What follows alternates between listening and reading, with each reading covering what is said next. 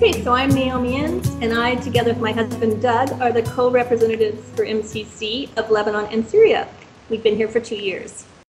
I'm Grace Bustani. I'm a social worker and the project coordinator of Our Lady Dispensary, Middle East Council of Churches. I work with them since 15 years ago.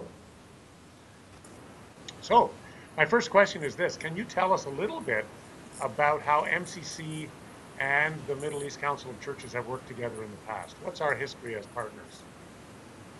Yes, in the past and for many years, MCC supported a program called ICNDR, Intern Church Network for Development and Relief.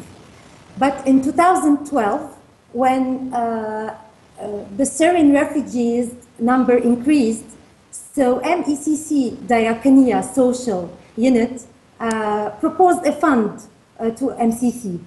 So MCC responded gladly by supporting the women empowerment, primary care, health education, as well as social and psychological dealing with children and women. The project still continues till today with the full collaboration of our directors, Naomi and Doug Enns. We are also working in Syria with the Middle East Council of Churches. So presently we are working with material resource distribution. Many resources have come, such as relief kits, hygiene kits, comforters, and I know some have come from Ontario specifically. And so presently we have a project running that's helping about 6,000 families in the northern parts of Syria. And then we also have a large Canadian grant from the Government of Canada that's helping with clothing and also with relief kits, and that's happening in the southern part of Syria. Wow, so there's lots of history between our organizations. So we read and we see so much about these 4.5 million or so people that have been displaced because of the conflict in Syria. So can you give us some impression of what life is like for these people that are displaced or refugees, depending on where they've moved because of the conflict? Yes, millions of Syrian refugees, over half of them are children. Life is very difficult for them in Lebanon. 1.2 are registered and many not more. They are not registered. So they are struggling in poverty, paying a lot for renting, for electricity, finding difficult to find any medical support. So most of the adults cannot find work. They are forcing their children to go and find any job and to get income. When I go for home visits, I see 8 to 12 persons sharing the same apartment with one bathroom. Imagine we are facing the 5th year, life becoming more and more expensive and difficult for them, especially in Beirut. So Our Lady Dispensary, who is located in the suburb of Beirut, is serving more than 2,000 Iraqi and Syrian refugees living in the area of Sad al-Bawshriya. We are trying to fill their gap with a small something we can give. I want to tell a little story. Muntaha and Yusuf, a family composed of 6 members with 4 kids, they live in a very small room, used to be a store. They pay $350 per month without paying electricity. You have to add the electricity to the renting. They have only 1 bathroom and they cook in the same place. So one of the children is suffering from a bomb attack. Another one doesn't speak at all. And 2 girls, Margaret and Adra, are going to public schools when there is 300,000 of students are not attending, are not in school. It's sad to say that after every sad story, we are trying to give them a little bit of hope by giving them something from donations, from MCC, material resources, something just to give them a little bit of hope. And we are doing a lot of counseling, of orientations. Our Lady Dispensary opened its door from 7:30 morning till 2. So we are always here to welcome those people to come and talk and share their stories. This is it. The trauma support that you're doing for women is really, really important. Without support, many refugee women have nowhere to go, and they're stuck in their small little rooms and replaying and replaying the trauma that they've been through and becoming more and more depressed and mentally at risk, especially the violence that their families go through as the stresses increase. So these are all a part of refugees, but these families are actually some of the more lucky ones because they do have shelter.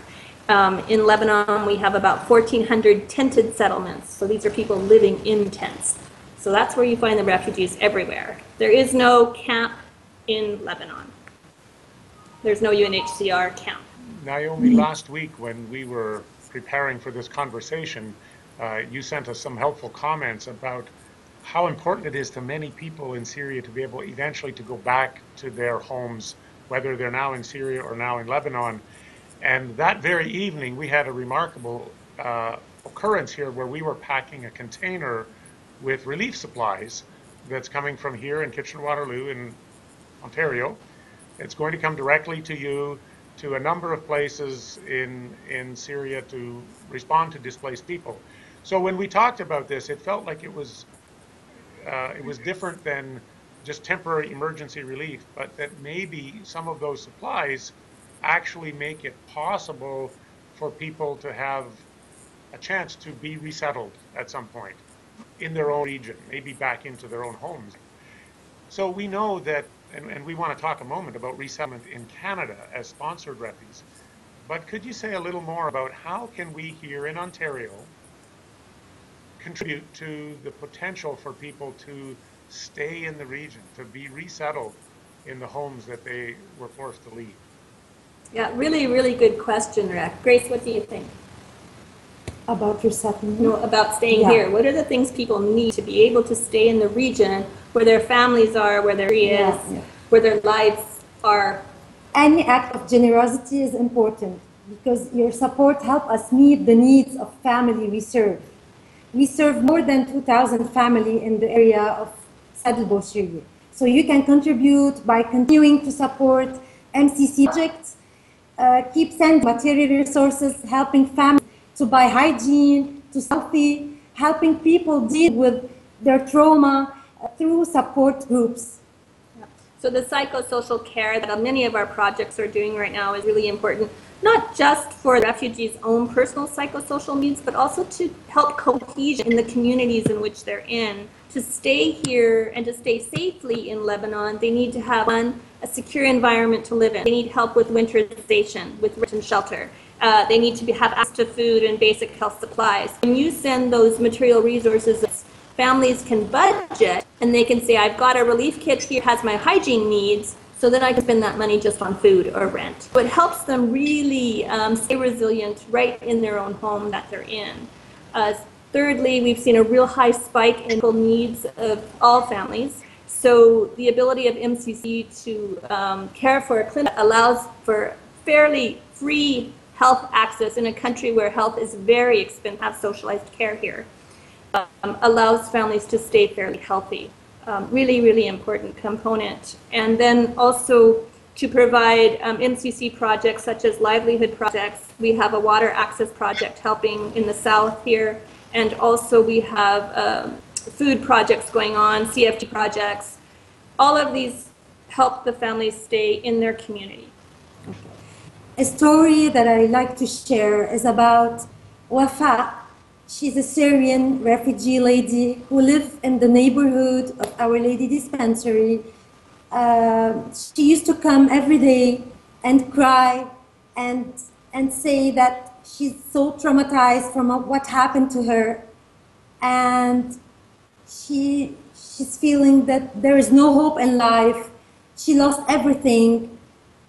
And she couldn't even remember what happened to her. So I invited her to the focus group, on trauma healing, and she started to come every 2 weeks and to share her stories with some ladies. And from a few days ago, she came back and she told me, "Thank you, Grace, for what you did for us, because you gave us a little bit of hope by just sharing with them, with us some stories, some things, some little things, some activities, some games." So she's feeling better just because she can enter Our Lady Dispensary and see that there's 2 ladies working there and smiling. So we are not treating her like as a number. We are treating her as a person. So there's lots of little bits of hope happening in the communities, but it's at a very grassroots level. At the same time, every single partner says to us, stop the violence. And the only way we can stop the violence is by stopping arms from coming into the country. So I'm going to make my push here, because as Mennonites, we are a peace, hopeful people, and we don't believe in arms and violence. So as Canadians, you have the ability to talk to your government and stop the guns, stop the arms from coming into the country, because they don't stay in one set of hands. They pass between lines of conflict and they hurt thousands and thousands and thousands of people. And refugees want peace. Yeah. They really want peace, and they want to go back home if they can, of course, but they need a security area, security place. They want to feel secure. Yeah.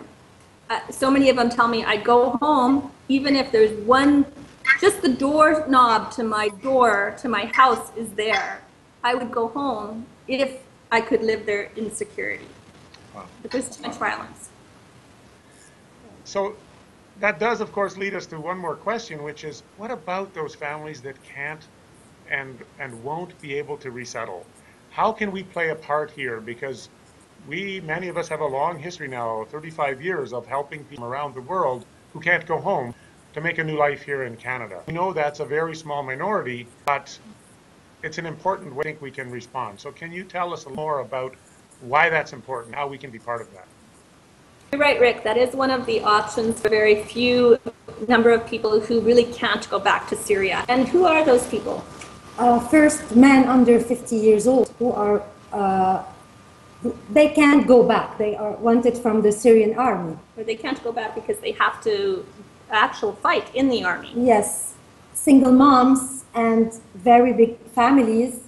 Also, we have the unskilled people and the people who were directly affected by the violence in Syria and lost their homes. Yes. So when we talk about the church in Canada, what can they do for those that do go to resettlement? I think I have one message, one thing to say. Open your heart, your church's doors to welcome and resettle people of all faith. I think it's really important to remember that each group here, Christians, Muslims, Palestinians, have all suffered under the atrocities going on inside of Syria, and those that are most vulnerable here in Lebanon actually have a larger percentage of Muslim and Palestinian families that are in need of resettling. They cannot serve here and they cannot go back.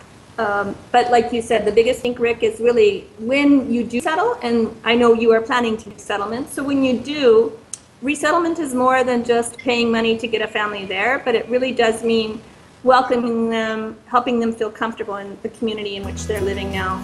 Many of them have struggled really hard to get into their communities here, and it's really hard.